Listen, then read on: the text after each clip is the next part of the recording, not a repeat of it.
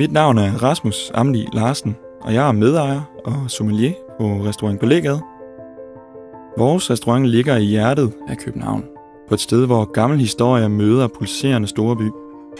Vi bestræber os på at bringe denne kontrast mellem klassisk og moderne ind i vores madlavning, og i hele den oplevelse, vi giver vores gæster. Det velkendte måltid udspillet på en minimalistisk scene, klassisk kvalitet fortolket af unge hænder. Borddækningen sætter rammen om måltidet, og derfor er det vigtigt, at den afspejler vores filosofi.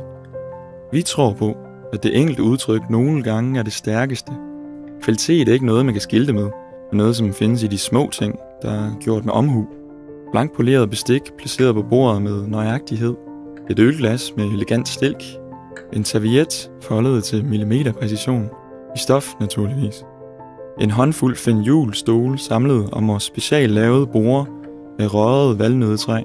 Ingen due, ingen blomster eller dekorationer. Kun salt, peber og porcelæn. Mere behøves ikke.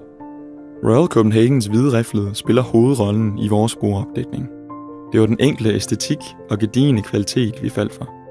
Porcelæns hvide overflade giver maden plads til at tale for sig selv, mens riflerne beretter deres egen historie om dansk design, når det er bedst. For os står Royal Copenhagen for tradition, kvalitet og håndværk. Og når vi anretter maden på hvidriflet, er bordet pyntet til perfektion. Mit bedste tip til en smuk bordopdækning er, at man skal holde det enkelt. Hvis kvaliteten er i orden, er det underspillede udtryk ofte det smukkeste.